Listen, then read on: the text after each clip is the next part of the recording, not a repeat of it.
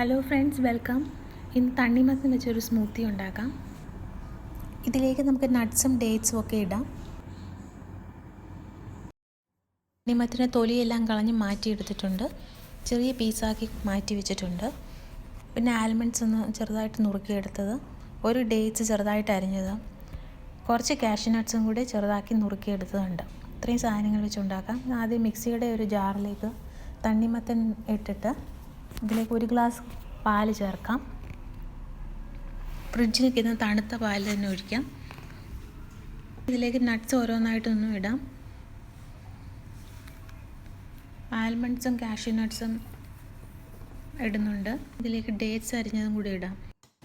ഇത് 2 മിനിറ്റ് നേരം മിക്സിയിലൊന്ന് ബ്ലെൻഡ് ചെയ്യാം.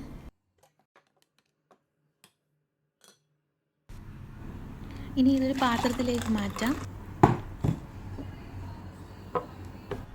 ഇനി കുറച്ച് വാട്ടർമെലൺ ചെറുതാക്കി അരിഞ്ഞ് നമുക്ക് ഗ്ലാസ്സിലേക്ക് ഇടാം. അതിനുവേണ്ടി ഞാൻ ചെറുതാക്കി അരിഞ്ഞെടുക്കുന്നുണ്ട്. ഈ ചെറിയ പീസുകൾ ഓരോന്നും നമുക്ക് ഇത് ഗ്ലാസ്സിലേക്ക് ഇടാം. ഇനി ഇതിൻ്റെ പുറത്തേക്ക് കുറച്ച് നട്ട്സും കൂടി ഇടാം. ഇപ്പം ഞാൻ കുറച്ച് കാഷ്യൂ നട്ട്സ് എടുക്കുന്നുണ്ട്.